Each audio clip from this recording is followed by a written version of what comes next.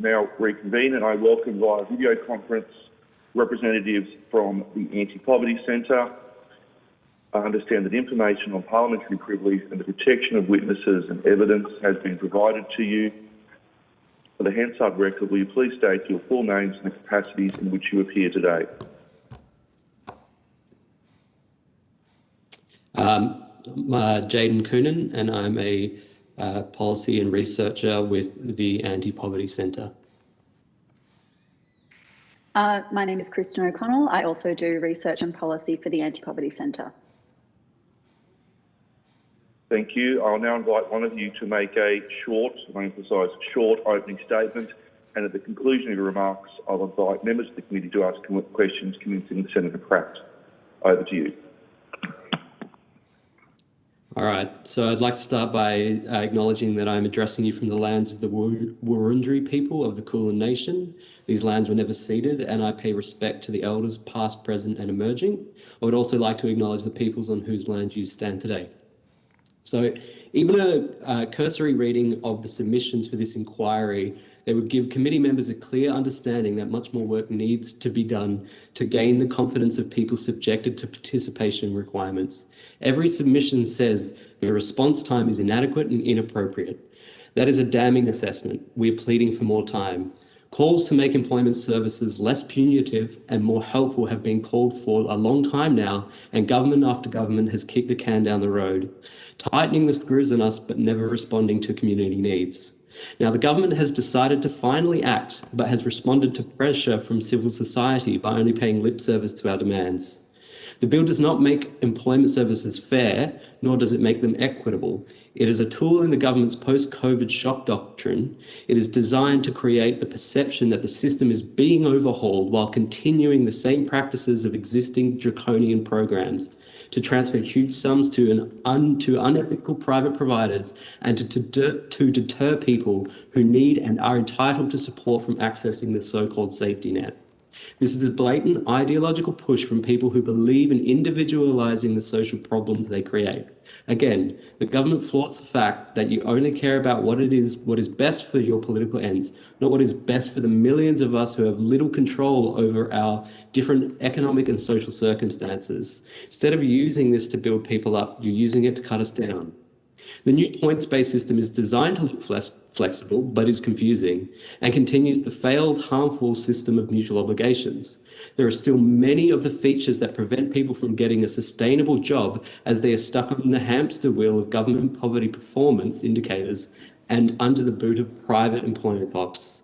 When the government says people are dependent on welfare, they're using coded dole-bludger rhetoric that has been manufactured to keep a group of people on hand to kick when politicians need a football, and to justify starving those of us who rely on income support to live. It is reprehensible that our so-called leaders are incapable of showing compassion, vision and creativity to work with people in the system to design something that cares and supports us. The way you're ramming this bill through without proper scrutiny is not at all shocking. It's just more evidence of the fact that you do not see our humanity or feel it is politically useful to treat us with dignity. So I'm going to share some statistics briefly. And so the latest government data shows that just 6% of people in Stream C found a permanent job, and those are not necessarily full-time jobs that pay enough to live on. As Anglicare have highlighted in their submission, a recent survey they conducted found that 79% of people believe the activities they're forced to do are pointless. And that's backed up by research from the University of Newcastle and James Cook University has found unemployed people subjected to mutual obligations take longer to become re-employed and spend less time in employment compared to those without mutual obligations. And just to discuss the budget saving proposed in this legislation, it's just yet another move from the political establishment to increase poverty and entrench inequality. It is depressing that after years and years of evidence provided by many organisations and individuals, the knee-jerk response is to find savings in social security when the need is more urgent than ever. We have seen this in the Gillard government's acceptance of Howard's decision to cut support to parents. We have seen this in the constant refusals to raise social security payments above the poverty line. To the major political parties and the cruel minority on the crossbench who support their agenda, increasing poverty seems to be a positive. It's upsetting to be here again, but what else can we do? We have to show up and tell you time and time again what we see, what we know, try and make you listen to those largely overlooked and unheard, and in the desperate hope that something will change for the better. So I'll just pass now to my colleague Kristen, who would also like to make a brief statement before we answer questions. Thanks, Jay, and thank you, Senators, for having us today. I live and work on the unceded lands of the Gadigal people. I pay respect to Gadigal elders past and present and to elders across this continent. As stated in our submission, we categorically reject this bill and we call upon the committee to do the right thing. Before making sweeping changes to this crucial legislation that governs millions of people's lives, you must give us and yourselves adequate time to conduct a full inquiry. And of course, we again ask the government to uphold our rights, to meet our basic needs by lifting social security payments above the Henderson poverty line. The information we have about the government's plan for employment services suggests that if these rules were already in place, there would be about 880,000 people in enhanced services today, basically subjected to the same harmful requirements, the same harmful job agencies who will continue to take billions of dollars of public money to brutalise people. NESA either fails to understand this or is crying wolf, or it has more information than we do. The extraordinary size of such a caseload exposes just how pointless it is to categorise people by impersonal employability attributes that aren't determined by their actual individual needs. People must be given the support they want, not forced into activities they don't need and that waste precious time and energy. Increased reliance on digital services and changes to backdating will also discriminate against and disadvantage many. The bill makes much of existing protections for unemployed people, but these are a total failure. People are being coerced into taking unsuitable work due to perverse financial incentives for providers, and those remain. And now we have this new job seeker line to bludgeon people even more. We welcome the ability for people in digital services to take complaints to the AAT or a court, but the bill does not go anywhere near far enough to offer protection, and it again divides people by failing to offer the same pathway to those in enhanced services.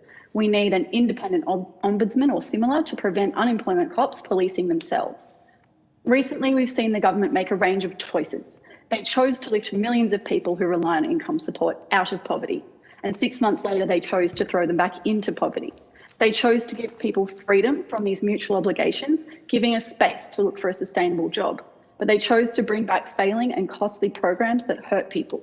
They are literally planning to have a level of unemployment that will keep hundreds of thousands of people trapped in this brutal system, and they choose to demonise us to justify their decisions. The average time on JobSeeker for people on JobSeeker have been receiving a payment is now more than 4 years. At least 1 in 5 already have a paid job. 1 in 4 are over 55 and face severe age discrimination. 1 in 3 have partial capacity to work.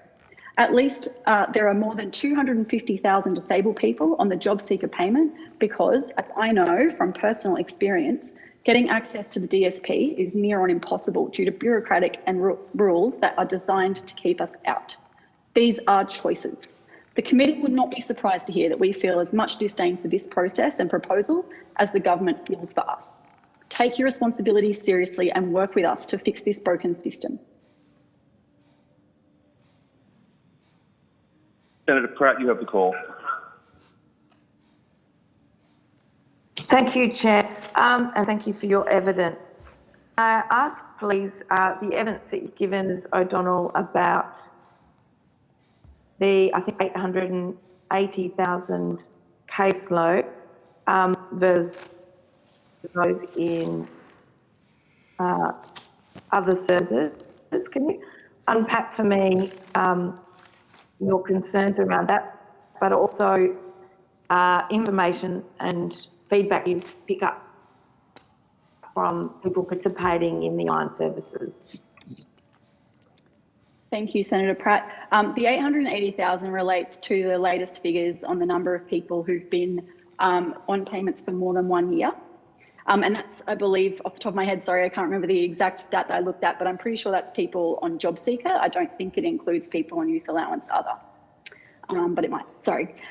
So based on the information we have, as I said in my statement, we can only gather that those people would be in enhanced services. Presumably there are other reasons people are directed to enhanced services as well. So at this point in time, that potentially would be a low ball figure. In terms of what we hear from people in online employment services, we don't hear much at all. And I think that that is really illustrative of the fact that people feel more isolated and have less understanding of what's going on and what their rights are. We have heard from people, obviously, that it's confusing, for the people who've been in touch with us, and also just that, you know, it doesn't really feel any more tailored than what's already been happening based on what we're hearing. So, you know, there are standard activities, and if you take time to try and understand what's going on, it probably feels like a huge waste of time. So we certainly haven't heard any kind of extreme stories like we do about job agencies, because there's not that exposure, and that is one small thing that is a relief for people who are in online employment services. But I ask in that context, it's been very hard for anyone giving evidence to know usability like of the app and you know, how you jump inside it for submitting the right number of applications, etc., to press the right buttons to make sure that it is easy to provide the feedback of what you've been doing in order to meet the system's requirements. Do you have any feedback particularly about that? And if so, or if not, should we be asking about it?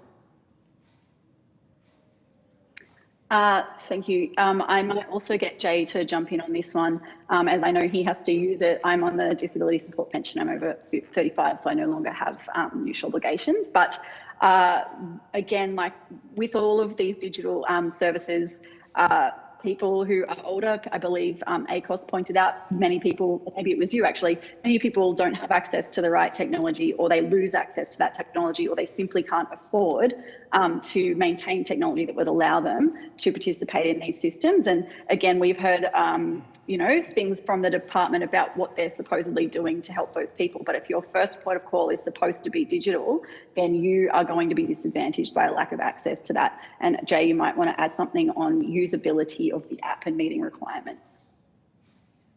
Yeah, so personally, you know, I'm a person with a university education, so I find obviously access to the Jobactive site and its usability quite easy, and obviously my experience with, you know, researching the Jobactive program, so I know quite a lot about it. However, somebody or a lot of people who, you know, have similar circumstances to myself through friends or, you know, extended friends, they barely access it. They don't spend time on it. They see it rather as a resource, a platform in which they are forced to participate in. So many of the aspects to the Jobactive, you know, page that you have to go in to log your jobs each month, just really go unused because, you know, people see the system as something that they're forced to participate in that takes up their time and prevents them from doing things that they would rather be doing. So from what I can foresee occurring for people who may be able to and find the use of the points-based activation system that's coming through into the new employment service program will be much more of the same as to what is currently occurring, in that people will just do it to get by.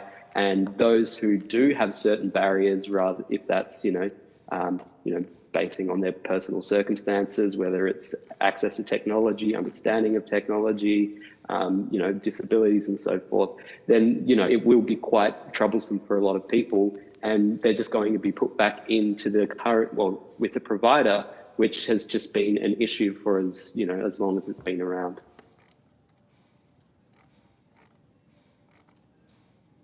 Thank you. And I assume in that context that we need to ask the department if they've got data and people are inside the app, whether people are using the job search and the job boards and things inside it, how much time they're able to spend on doing that versus how much time are simply logged in for a compliance purpose.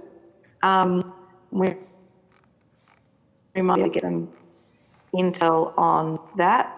And what about experiences where I just never get a text message when they've breached or they've failed some mutual obligation requirement, and it might be because your phone has been stolen. What happens when people don't get the text message that they need to rectify something? How is that rectification process so that people can get their payment restarted again?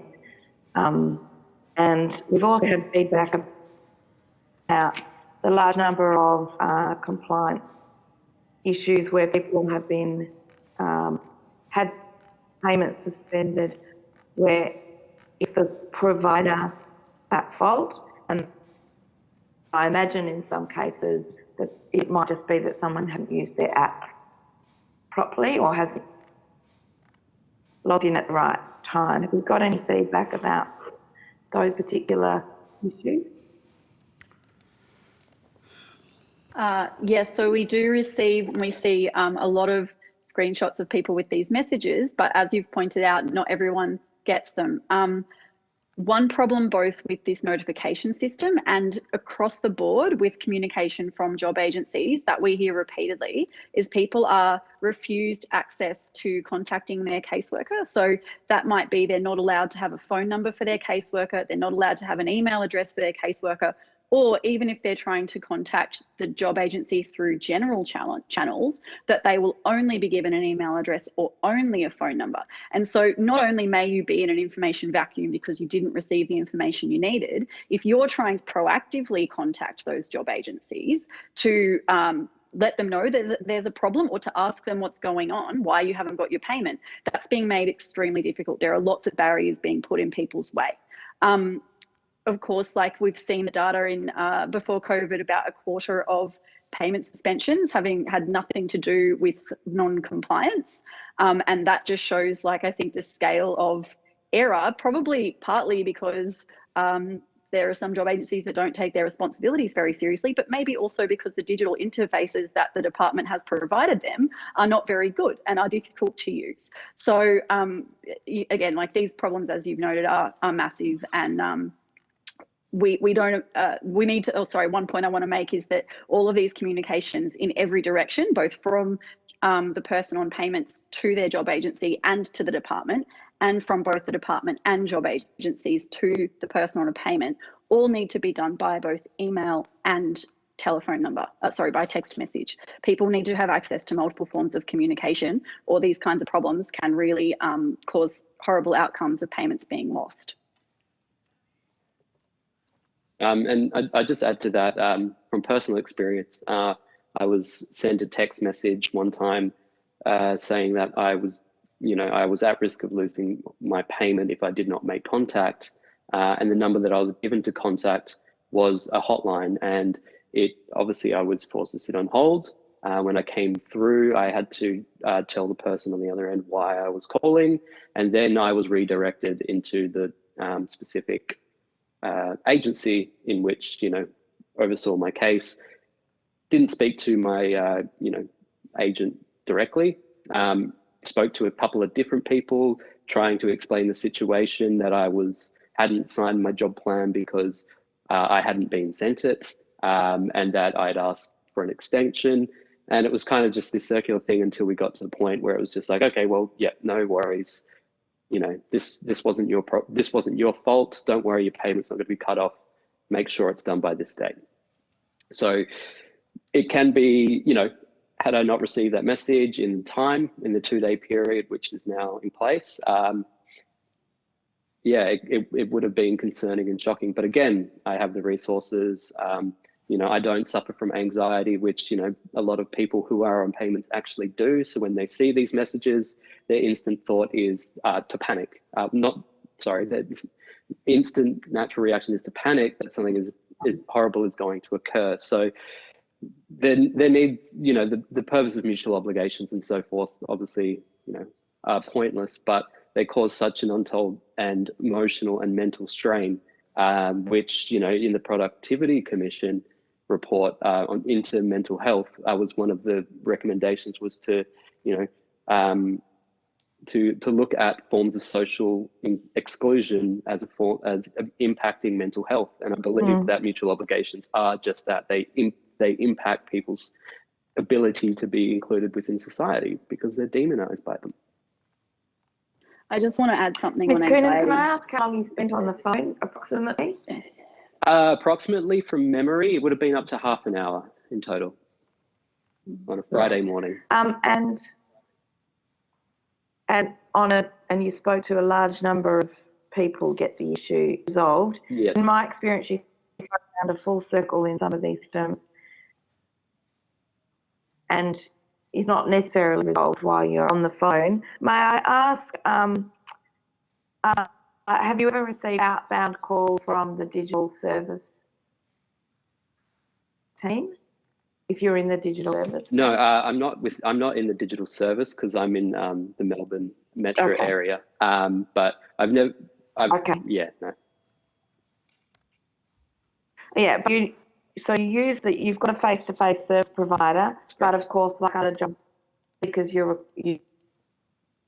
are referred to, and we give that platform that relate to people whose mutual obligation is being facilitated by that app. Correct? Yeah. I missed a bit there because it cut out, but if I understand you correctly, I'm obviously in the Jobactive system, and so there, I'm in Stream A, so I don't have constant contact. So there's been a large period which is coming to an end in 2 weeks until I see my provider for the first time in about a month or so. I'm just required to log on each month to record my job searches. And then can I ask? And then obviously within the. One thing you choose. Oh, you go. No, that's okay. You go.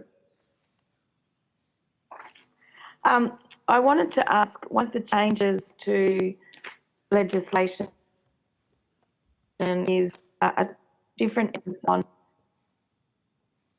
that works be unsuitable to not accept versus it must be suitable under the current system. And I'm interested in the onus that it'll put on both job seekers and, in fact, perhaps potential difficulties for employers. So if you've got someone like yourself who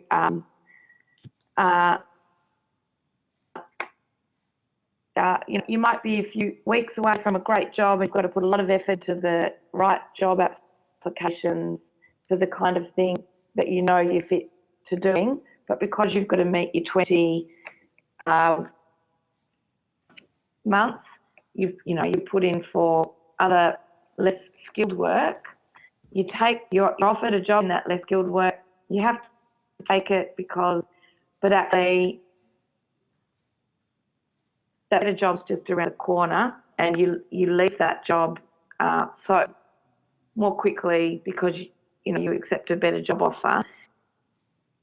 In terms of that churn in the system of accepting unsuitable work and moving on to something else, have you seen much of that in your network?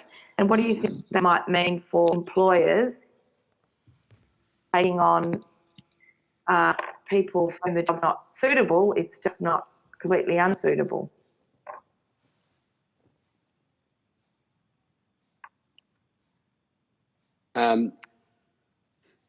So, from what I gather, with particularly at the moment with the introduction of the job seeker line, it's kind of given a bit of, it's exposed something, which is that people are just applying for anything and everything. So even, there was the example used by the government about a veterinary, receiving job applications. So what that shows is not that people aren't applying for jobs that they, are unable to do. It's the fact that they've almost definitely already applied for those, but they're not getting those jobs. And each month you're forced to apply for jobs that just aren't there. So you can't apply for the same job twice, and because you could be penalized by your job agency, so you would just apply for anything. And if you live in a constricted labor market, like in a regional area, and if you have no skills or training to have a diverse, of course you're not going to be skilled to be a veterinarian or whatever, but you're just applying for it because that's where a job's available and you're told that you have to apply for jobs. But when it comes, I suppose, to people accepting, unsafe employment or just bad employment in general, what other choice do you have? You've got the choice to live in poverty, or you've got the choice to work in an unsafe program that may be able to transition you into something else. For example, myself, I've taken up I occasionally do work for a labour hire company planting trees. It's not great. The hours are early. I have to travel to the margins of the city because that's the only employment that I can find for me right now. So it's rather that you're just being pushed into accepting anything, regardless of your skill set or time or capacity to do that work, so as not to lose your social security payment altogether. The chair here. We'll just have to shift across to Senator Siewert, please. Thank you. Good morning. Can I ask first, were anybody in the centre or in the Unemployed Workers Union consulted over this legislation? That's very funny.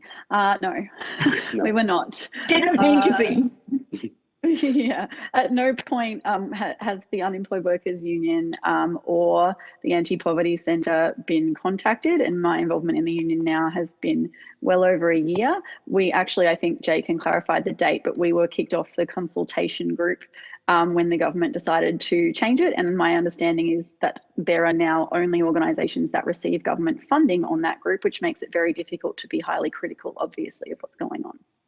So as far as you're aware, no one with lived experience of the system has been consulted in this legislation? Yeah, for the legislation, no. As mentioned, I was a member of the reference group. However, we were removed from the reference group. I can't remember which month, probably the end of the year. So I'd probably say November, December. But in terms of the proposed legislation that's before us, no one with lived experience from my knowledge has been consulted at all from the department, by the department. Thank you. I wanted to shift to we've been talking about the job plans and the process quite a bit this morning. And in your experience, how long does it take to develop a job plan that actually is more tailored to meet people's needs? Well, I would say personally, depending on the person, it would take a long time. But as pointed out earlier this morning, the rigidity of the current Social Security Act really make it quite impossible to tailor a job plan to allow someone to be delivered a good service.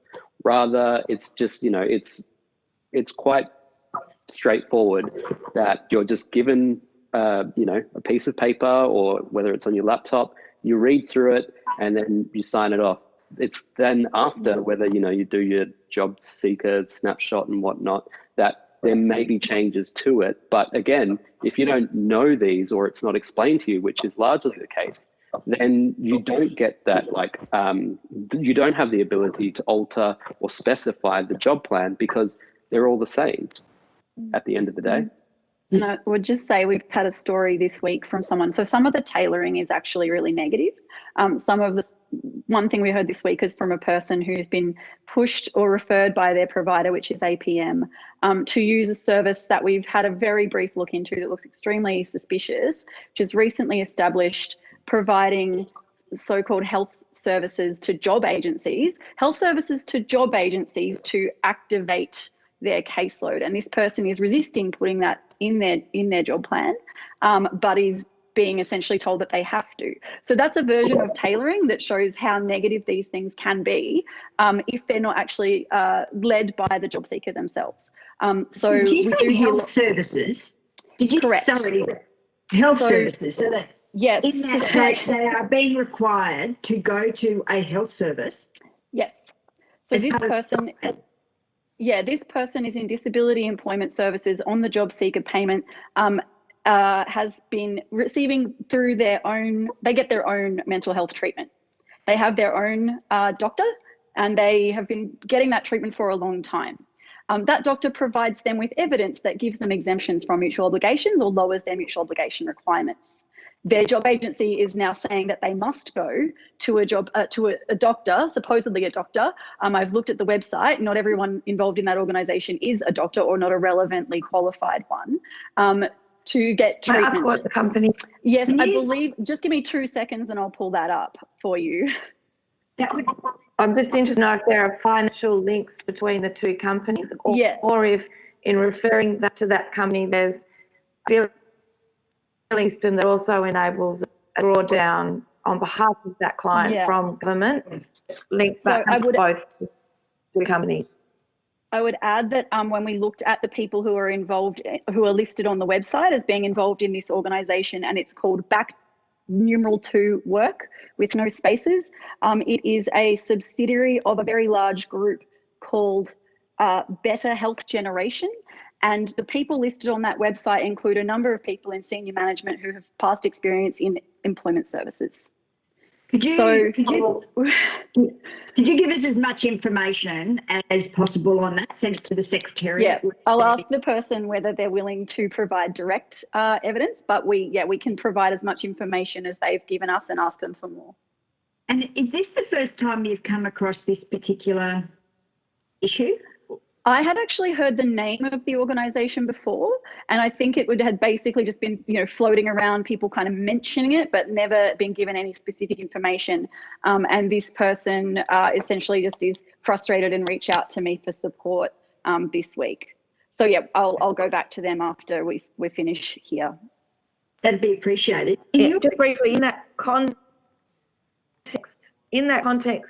excuse me, interrupting. See where people, of course, get referrals internally. Yeah, you go. Apologies. Sorry. Can I go back to the job plan? And in your experience, we've been talking about them being very rigid. Now they're putting this sort of requirement in. In your experience, how often, you talk to a lot of job seekers, have people been able to actually change their job plan and make it tailored? Well, generally, if people are having any trouble, the first response is to make contact and try and tailor it. However, most of the times when you offer that advice, in my experience, some people have never come back to tell me about their experience, or if in some limited time or situations, there are their agencies or agent are responsive to that because obviously they're forced to. So part of it might be a lot of people are scared to actually go and ask for that tailoring, but also at the same time, these agents also have their own KPIs and managers breathing down their neck in order to, get these outcome payments or whatnot. So the rigidity is there, it's real, but in it being more flexible, I think it's two parts: the individual being scared and also the agency's ability to bring that to being. Okay, to actually be able to do that in the confines of the rules. Yeah. Okay, so it's on both. It's sort of, there's restrictions on both sides. Yeah. What I understand you to be saying. Yeah. Yeah. Okay. Thank you. Can I go to the TCF and Targeted Compliance Framework? Yeah. You've already said you haven't heard, in an answer to a question from Senator Pratt, you haven't heard that much about people from the online system. What I'm going to chase with the department, in your experience, from people that are getting suspended, and we had the table in estimates last week, we got the TCF table that showed where people had been suspended and they looked at the third demerit point assessment point. They'd seen a lot of people's suspension came because their job plan was either inaccurate or in errors in it, and didn't meet their person's needs. Have you had any interaction in your limited interaction online of how many people online are finding that's the case in terms of their job plan being in error or inaccurate and doesn't meet their needs? in terms of those being suspended. Do you have any experience there? Because it's quite a large number when you look at people being suspended. Yeah, one thing I would say on that is we did see a number of people contacting us around October when obligations penalties were reintroduced. And I think potentially what is happening there is that job plans were either agreed to or developed while there were no penalties in place, and people have agreed to them without understanding that or necessarily thinking about the fact that they would later be penalised. And so I haven't seen or been able to find like a trend of when people in online employment services have been experiencing penalties and whether those have gone down over time. But I think that's something important to look into, whether when people are not under the threat of losing their payment, they may, not understand the implications of their job plan being unsuitable, and then are now bearing the cost of that because they haven't been given adequate information. And one thing in our submission is to relentlessly inform people of their rights, because one reason I think people don't negotiate their job plan is because job agencies aren't telling them they have the right to do that. Okay, thank you. One of the other points is in terms of what the department says to us when we ask about some of these issues is that sometimes the job plans are inaccurate because people haven't disclosed. And this is, the job plans are done, as you know, very early, and now we've got this process. And what's your experience with people disclosing barriers, and then job plans are developed? And what's your view on in terms of will people through this online process and more people going through it are more or less likely to disclose potential barriers through this process? And then, of course, that has huge implications for their job plan and how they cope through the service. Well, typical of the department to blame individuals for their own failures and the failures of legislation. It's appalling to hear that. People, as we just noted, are not being given the opportunity to tailor the job plan. Of course, they know about how brutal the system, particularly the number of people who are forced to stay in it or be cycled through it over long periods of time, are doing anything they can to protect themselves from the types of activities that don't help them but do hurt them. And so we don't see why anyone would have a good incentive to disclose their needs until they reach breaking point, where they no longer can cope with the requirements they have and need a full exemption. Yeah, I'd just like to add a couple of things to the question before and now is basically the way that it's, to understand it is there's not a lot of education that goes into, the Jobactive system. So, the basic rights may be given to you, whether you read them or not is another thing. I imagine some people would read them, but there is an inherent distrust of a job agency because there is just no trust in them. Like people who have either have cycled through the system before know that they're not there to help them, and they go there to essentially perform to get them off their back so they've got more time for themselves. So that uptick, as Kristen just mentioned before, there's obviously a lot of people who've come into the Jobactive system because of the COVID lockdowns who've had zero exposure to it before, who have known no one that's been on it before. And so therefore they're not familiar with the terms of their job plan or how to operate within the system, whether that be in person as an agent or whether that's on the Jobactive app that's available through the MyGov site. So first of all, it's an education thing, and then there's the inherent distrust, and then then it comes down to certain aspects of the individual, whether that's mental health or socioeconomics, or access to technology as well. So there's quite a number of factors, and as with this change into the online through the new employment services model, it's just going to replicate these same issues. However, there's less personal contact between the the unemployed person and the ability to be able to educate themselves on their rights and how the system operates, and get access to the support that they need. Sorry, it's the chair here. This will conclude your evidence here today, just looking at the time. I know Senator Siewert will have some further questions for you if she could put them on notice, please. It would be appreciated.